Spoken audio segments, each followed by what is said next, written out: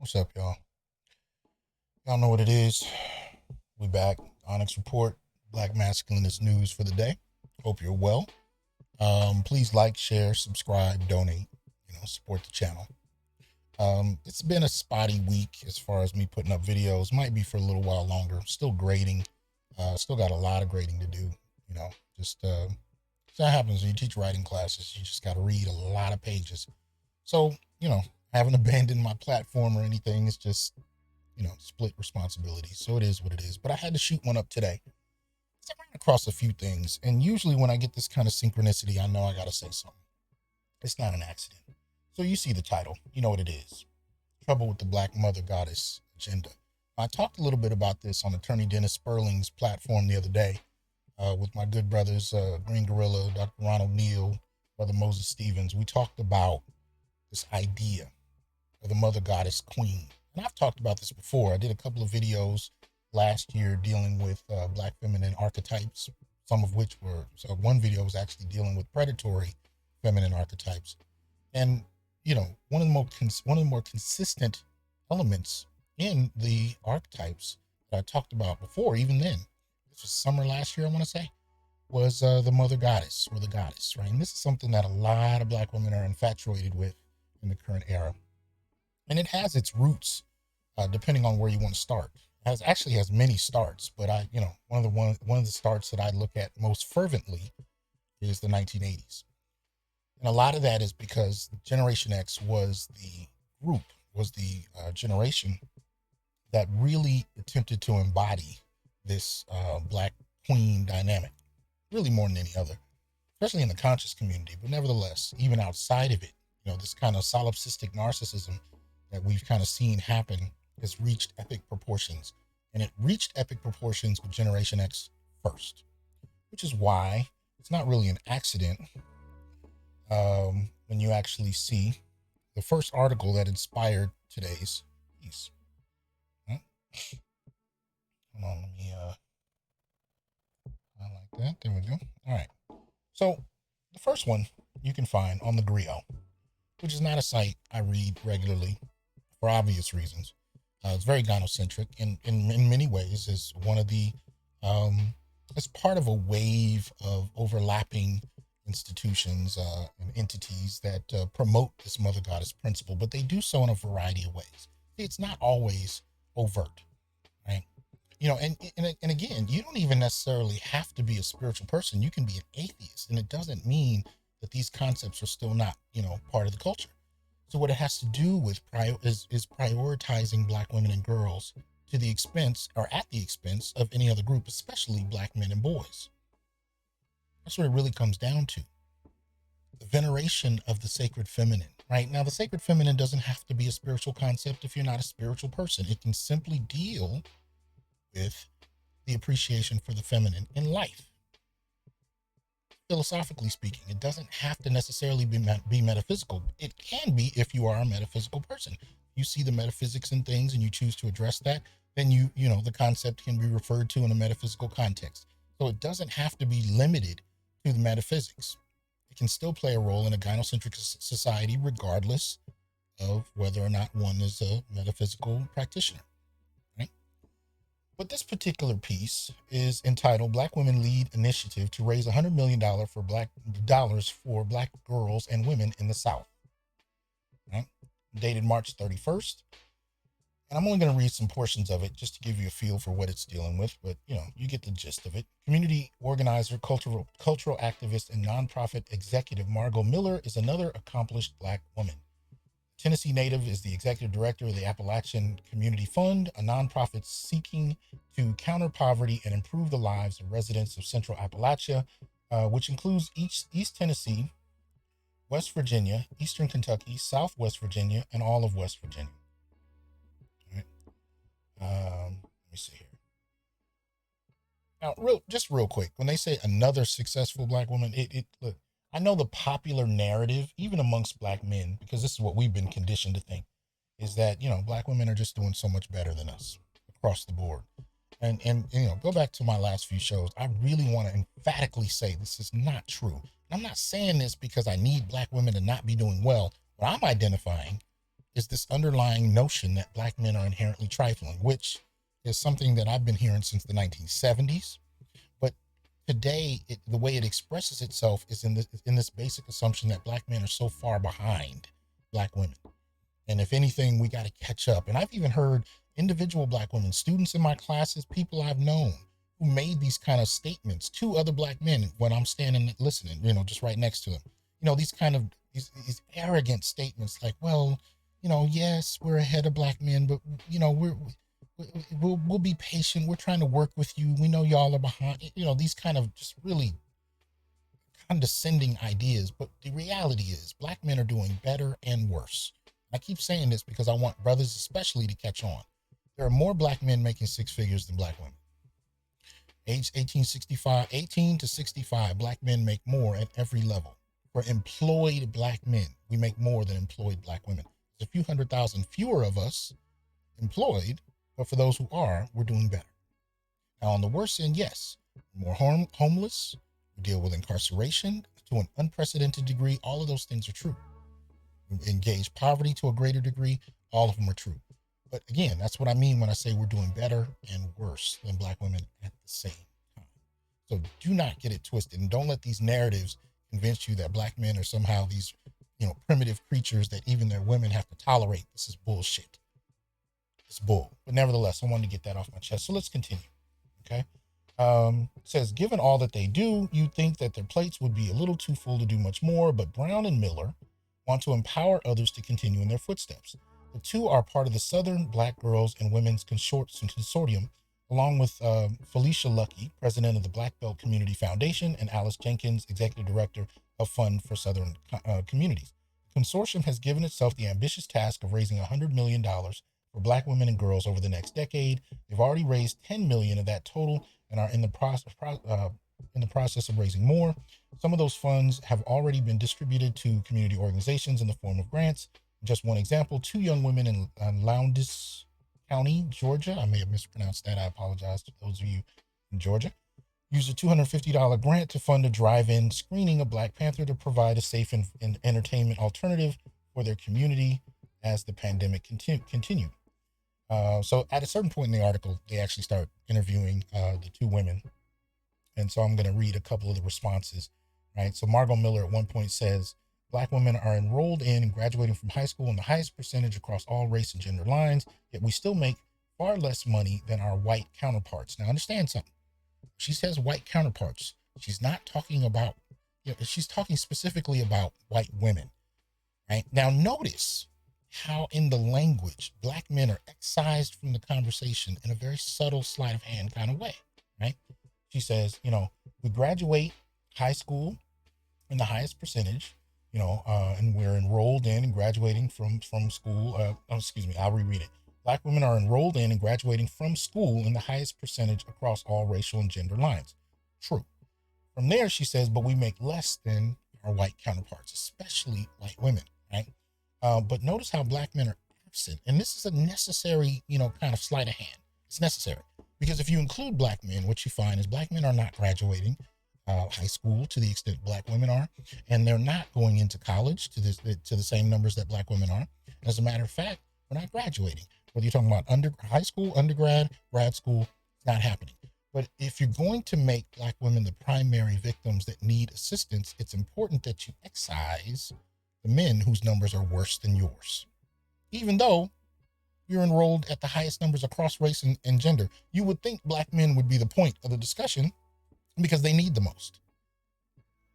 See, when I say black men make more, it's not because they've been supported. There are no government programs that prioritize them. There are more black male entrepreneurs. This is not because they received grants or $100 million investments from any private or federal sources. Black men are doing better in spite of a lack of support from both federal, from private, and even from our women, who are more employed on a consistent basis. Black men are doing better in spite of, not because of. And yet this is just another example of the kind of support that black women and girls are getting over black men and boys. We've already talked about Goldman Sachs, Google, Visa, MasterCard, all these different programs, private companies, along with the federal government, who are prioritizing black women and girls. black boys and men still get nothing, but are doing better for those that are employed in spite of a lack of support. Right? So it continues. Let's see. Education is critical, but degrees in financial literacy alone have not closed the wealth gap. Same is true of college-degreed black women and health disparities.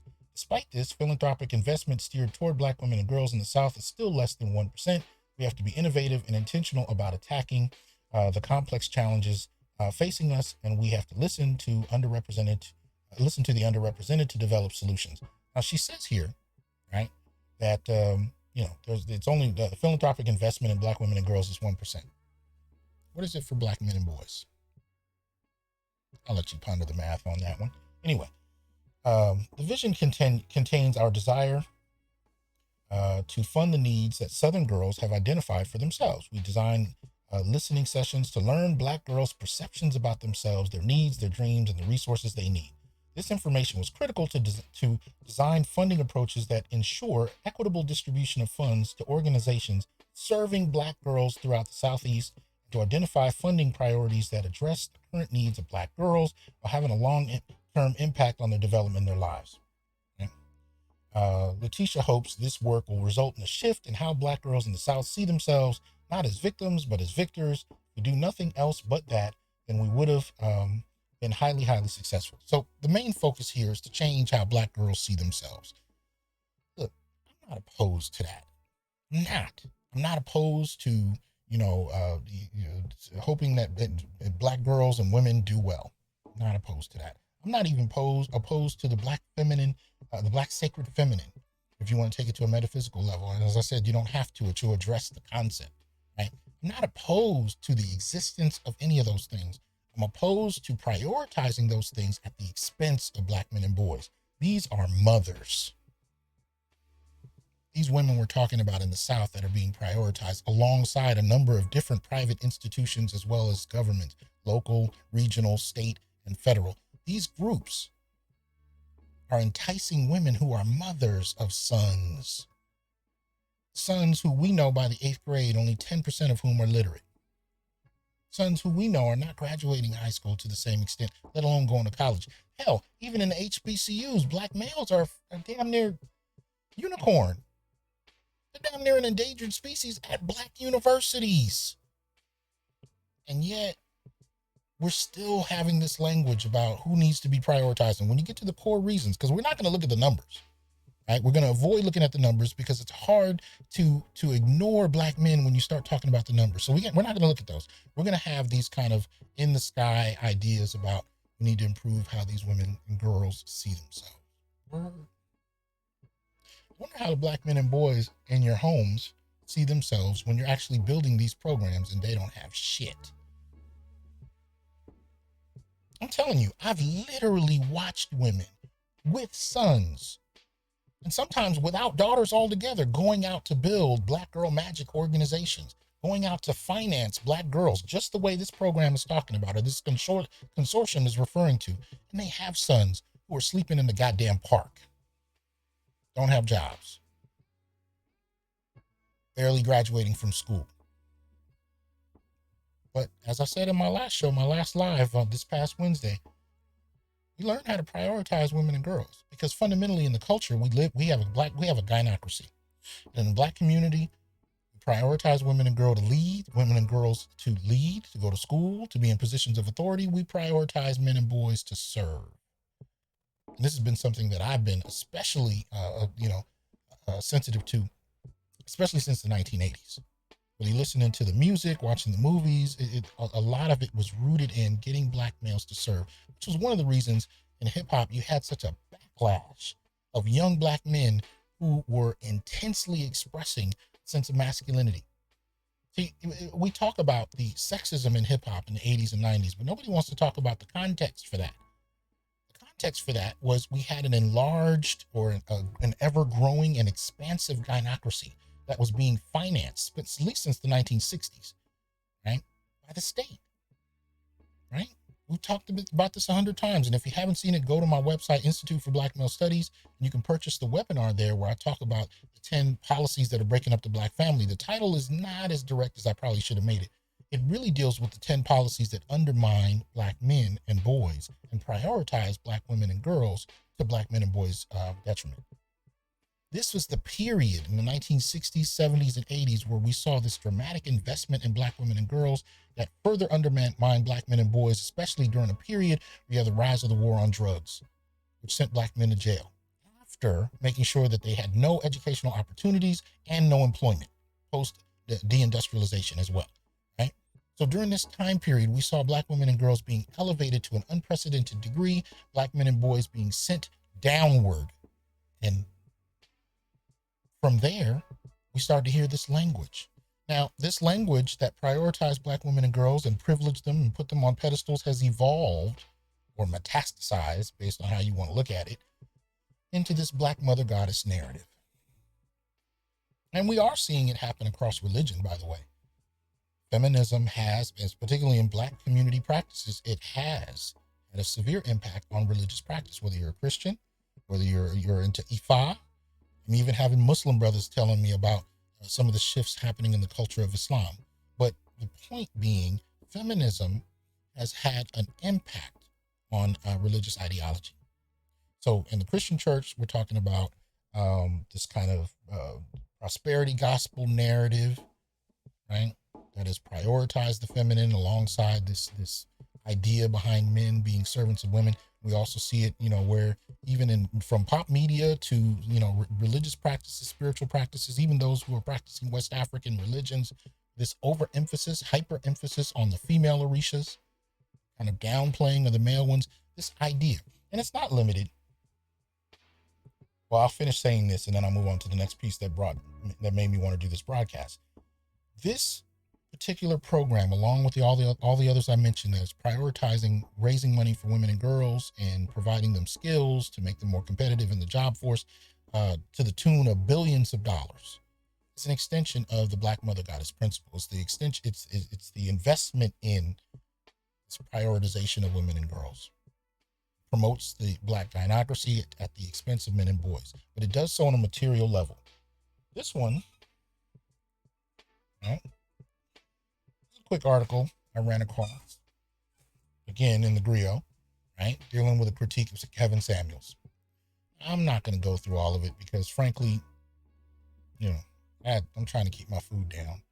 But I read through it and it was disingenuous at best. It was disingenuous. A lot of it had nothing to do directly with the things Kevin Samuels said, and it primarily had to do with how it made Black women feel for him to say them. But the fundamental crux here, I would argue, is that what Kevin is ultimately doing is laying out the argument that if Black women want Black men, but only the top 5%, I would argue. I've been saying this for years. Most Black women want the top 6 dudes in every city. Everybody else is invisible to them. And if they get with anybody else, it's viewed as settling, right?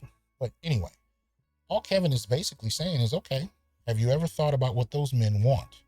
If that's who you want. And do you qualify for what those men want?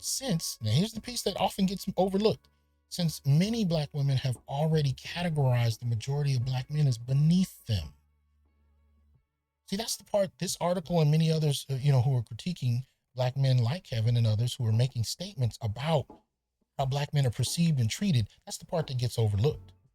The idea is somehow that Black men are arrogant, Black men are Eurocentric and are oppressive and are exploiting Black women's desires for a relationship. This is the kind of language this article uses. But it downplays what Black men like Samuels is responding to. And what they're responding to was at least a 40-plus year practice, especially if you go back to the mid-70s, 40-plus year practice of talking about Black men as something off their shoe, so to speak. Niggas ain't shit. Black men are trifling. I don't need a man. These were refrains that Black men have been hearing for decades. So the response by Black men after almost 40 plus 50 years is to say, okay, if you want these men, then these are what those men want. But realistically speaking, how do you actually rank? And see, now ranking is a problem, but it wasn't a problem for decades when Black women were telling Black men they weren't shit. Ranking wasn't a problem there. And this article, as do many others, sidestep that reality. They focus on the discomfort of what Black men are saying now, but sidestep that Black men are responding to a discourse that has been one way for 40 years that has undermined the image of Black males from within the Black community. Sidestepped it all together. But why do I include it here? Because again, this is the kind of narrative that promotes the mother goddess principle. The underlying idea that Black women are fundamentally better beings than their men and that their men are beneath them. This article critiques Kevin and any other brothers that point out and question, right, Black women's status. This article argues that these brothers are inherently toxic and problematic and are oppressive of Black women and girls. This is what I mean when I say it promotes the mother goddess principle. Right? How dare you even critique them? Black women stand above critique, and if you dare to do so, you are fundamentally flawed. But we're not going to talk about the detrimental kind of language that Black women have been promoting and passing on to their daughters since the mid-1970s about Black men. That part's okay. We're going to ignore everything these brothers are responding to, and we're going to focus on Black men and who've been speaking up on social media for the last 5 years and make them the problem. All right. But one of the things I do notice, and I said this on Dennis Sperling's show, when Black men do start speaking up, especially with data and accurate points using history, then all of a sudden the conversation shifts. Many Black women then want to say things like, well, we both need to work on something. Well, we need to come together as a community. You weren't saying that for the last 50 years when niggas wasn't shit. So if it takes Black men pushing back for us to actually have a real conversation where both groups are accountable, then Black men need to push the hell back. Because y'all wasn't talking about coming together prior to Black men pushing back. Now it's uncomfortable. All of a sudden everything's toxic. All of a sudden we need to come together. I've even noticed this in individual relationships. The last, few decades. Most Black men didn't have a vocabulary to explain our gender experience. So we listened, and we were often berated with these feminist narratives of female victimization and these assumptions of Black male patriarchy and all these many of us listened because we didn't have verbiage. We didn't have the verbiage or the vocabulary to respond. And it was attack after attack after attack, accusation after accusation after accusation. And when Black men finally started to form their own vocabulary, and I'm one of the figures that is instrumental in trying to create a vocabulary for Black men to use, but I started to hear back. I saw it in my own personal life, but I started to hear this back from men too. All of a sudden the conversations would change. I'm talking about even between intimate couples. Well, we need to come together. Well, we need to start coming together and we need to work together. Wait a minute. We need to come together now. So 40 to 50 years, I wasn't shit. But y'all got a couple conversations where Black men push back, and now we need to both be accountable. See, we still not dealing with Black female accountability. It's a deflective tactic to avoid having to deal with Black female accountability by suggesting, oh, there's an argument there, men are responding. Let's both come to the table. No, you need to get this work. Because Black men have been hearing this work since the 70s and the 80s. One of the things I find interesting about these kind of disingenuous articles, you had about 6 months of Kevin Samuels, and it's uncomfortable. We had about 40 to 50 years of women versions of Kevin Samuels, feminists, right? But these feminists, this was different. See, Kevin built himself up on YouTube, pulling in talking points from a discourse happening amongst Black men. Kevin didn't create these concepts like this article suggests. He made up sexual market value. He doesn't even claim that. It comes out of a discourse that Black men have been having and that men in general have been having. This is larger than just one person, right? But again, Kevin built himself up on YouTube. The kind of women that were actually doing this kind of negative discourse about Black men in a very disingenuous fashion have been promoted by universities. Books have been promoted by publishing companies, have had films made and invested in by producers and supporters, institutions. It's interesting. You got 6 months of a dude on YouTube, and now you want to talk about coming together. We didn't have 40 years of this kind of talk rallied against Black men and promoted and put on stage with extensive institutional support. And nobody has anything to say about that. So again, You want to be upset about the bloody leaves of the tree, but you don't want to look at the roots and what actually produced that tree. That tree being, in this instance, black men speaking up.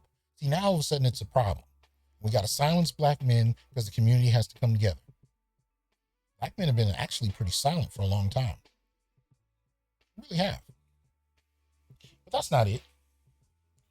All of this really reminded me about something I'm going to talk about in a minute, where you see it all come together. This was a recent one someone sent me today. Right? This is Alicia Keys. And she's talking, on Instagram, and she has this thing she's doing with Deepak Chopra. She's doing a 21-day meditation, right, on the Black Mother Goddess, the divine feminine. And she's basically saying it's a solution to the world, right? It's a solution to the world because the world is so jacked up. The world is so messed up. And the subtle underlying accusation is that this is at the hands of men. It's the hands of the masculine. And this is what's so problematic about this kind of flat maleness that a lot of these feminists like to do, right? Where when it's convenient, all men are the same because they have penises, and therefore they've oppressed the world, and all women have been oppressed by women across the board. Bullshit. Black men have never been a part of the patriarchy that we're talking about here in the West, and if anything, they've been at war with it. Why? Because it's been Western men, right, particularly this patriarchal European framework, that has sought out and continues to seek out and attack black men from the womb. So to be treated as part of this institutional framework that oppresses women as black men is offensive, because we're subject to it more than you are. Whether you're talking about the impact of lack of employment, the lack of institutional support, whether you're talking about being killed by police officers or each other in response to the poverty and lack of just fundamental access to the stabilities that life should afford you, especially as a citizen in the United States. Black men suffer from it more than black women do, and always have in this country. And yet, you feel comfortable putting black men in this pot of all men with penises, unless they're trans. As long as they adore and adorize the female, then of course they're excused, right? Because again, you have to be in worship of the so-called divine feminine in order for you to be accepted. So this is what she's doing. She's promoted this 21-day meditation she's doing with Deepak Chopra to meditate on the sacred feminine. And this brings us here. I don't know how many of you remember watching Lovecraft Country last year, at least the first season of it. One of the things they introduced is, one of the first visuals we have of the black divine mother, the sacred feminine. Now, I want to separate these two for a moment. Sacred feminine is a concept that we've had for thousands of years across different spiritual practices, right? An adoration of the female, an appreciation for the feminine role in life, that which produces, that which reproduces, that which nurtures. And the masculine is the counterbalance to that, right? That which leads, that which builds, that which is unapologetic, that which changes its own environment. These things are two sides of the coin. And we all agree with that rhetoric for the most part. They're two sides of a coin, so to speak. Masculine and feminine play very different roles in nature, in relationships, in life. But if you're going to apply it on an esoteric level, the masculine and feminine are within each person. Every act of nurturing is part of the sacred feminine. Every act of sacrificial change, intense exploration, or challenge is part of the masculine. Every time men raise their daughters and sons, they're representing the feminine within them, so to speak. It's not that these concepts, are somehow only applied to all women and all men, right? And even though Alicia Keys, tries to use this language, where it's everybody, what we see for the most part, and this is what, again, we talked about on Attorney Sperling's show, in a very profane way, the sacred goddess has become associated with women, and it's almost childish because it's not what these concepts refer to. Sacred masculine and the sacred feminine are not limited to men and women.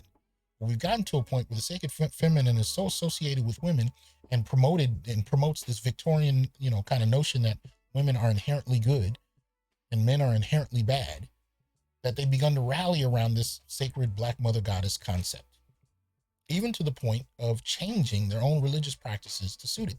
As what I was talking about earlier. And the subtext to this is that there is no sacred masculine, because you never hear him talk about it. But any masculine that is the other side of the coin is the problem. And femininity is the solution. All of this is bullshit. From a black male perspective, looking at the history that black men endured, sacred masculine has been as ignored as anything else, particularly the sacred black masculine, which is why on every weekly live show I do, I talk about the sacred black masculine. Again, you don't even need to be a metaphysician to appreciate that. Why do I do it? Because it is ignored, even by the same women claiming that they want to see the sacred feminine, and we need to appreciate that. The sacred masculine, the concept of black male metaphysical, present, it is present every day. Brothers who sacrifice their lives for those they love. That is as much part of the sacred masculine as it is the feminine. The sacrificial element, most particularly. Brothers are doing it every day, and they're not acknowledged, and they haven't been. So the worst parts of life are not a product of the masculine or the sacred masculine. Sacred masculine has been ignored, particularly the sacred black masculine. Many people, even within the community, can't even fathom black men who sacrifice every day, even when they see them. You'll talk to people. This is one of the things I find interesting. They'll call into Kevin Samuels' show with such a disrespect for men. And every once in a while, Kevin will ask them about their fathers. Oh, well, yeah, my father was there and supported the family, but I need someone better. Better how? Well, I need someone who made more money. That's better. But again, we're only going to talk about Kevin, because how dare you critique women. But these are the kind of things that need to be critiqued, because they've been going on for too long. Disrespect and dismissal of black men who should have earned a place in many women's lives and haven't. And I'm talking about fathers and grandfathers who put it down and been virtually invisible to their own kids, their own daughters, their own wives, even their own mothers. Invisible. Men paying bills, building things, repairing things, supporting them, taking them to hospitals, making sure that procedures are paid for, and are still virtually invisible. But you want to talk about the sacred mother. You're going to bastardize the sacred mother concept. To all get out. If you can't even appreciate the sacred masculine. When we talk about this stuff in metaphor, but it happens. I hear women say things like, I've seen, my grandmother was held down the family. Big mama held it down. People forget. Big Daddy died purchasing that house to put her in. So he becomes invisible. Now we talk about Big Mama. And we pass on that narrative of female-centered family structure from generation to generation to generation. And each generation perceives black men as more invisible. So whether we're talking about the funding that we've been seeing over the last year, whether we talk about the veneration of black women since the protest movements, last year, and from 2015 on, whether we're talking about, the critiquing of black men who have the nerve to speak up and actually point out what's been missed, or whether we talk about the Alicia Keys and the promotion of the sacred feminine and just a very obvious and overt kind of, exoteric way that has no nuance and just completely dismisses the male presence. In each context, men are invisible, right? They're invisible. In these episodes of Lovecraft Country, right? Courtney Vance plays the main character, right? The husband to the woman who comes into contact with this goddess, right? This goddess that she's supposed to be tied to. He sacrificed decades to prioritize her, provide for her. She literally brought him back from the dead just to tell him how disappointed and frustrated she was with him. At no point acknowledged the sacrifices he made for her. None. Alicia Keys can sit up here and talk about the sacred mother and the divine feminine and completely ignore the very existence of the sacred masculine. The sacrificial element of it, completely ignores it. Kevin Samuels, the way he's actually pointing out the history of this, pointing out the treatment of men, the perception of men by black women for the last few decades, that gets ignored We're only going to talk about what he said that made women uncomfortable. And of course, dealing with many of these, and I'm not limiting it to the works of just this consortium that these two women are a part of, because there are a number of these different investments that are being made. They ignore the sons, the brothers, the fathers, the husbands, the uncles, grandfathers even. They ignore all of them to make this Black female Shangri-La possible. All of this is predicated on the invisibility of men and boys in the Black community. All of it. That's why this video is called The Trouble with the Black Mother Goddess Agenda. The trouble with it is that in order for it to exist, it has to invisibilize, and yes, I'm going to make up that word for the moment. It has to invisibilize the men and boys in their lives to make it even possible. And the extent to which so many people are buying into this without even a reflective thought. Women who have sons sitting right next to them while they're cheering this on, knowing full well that there's been nothing developed for the boys or the men. And as you say, or as this article points out, these are the most enrolled women in higher education. They're going into white-collar jobs. They're going into politics in numbers that Black men can't match. Black men are doing well in spite of, but without any kind of institutional support. And when institutional support is levied on behalf of professional Black women and girls, not even a mention of their boys. You know the only time we're mentioned? When we're dead. Part of the reason that all of these ventures are happening is because of the last year.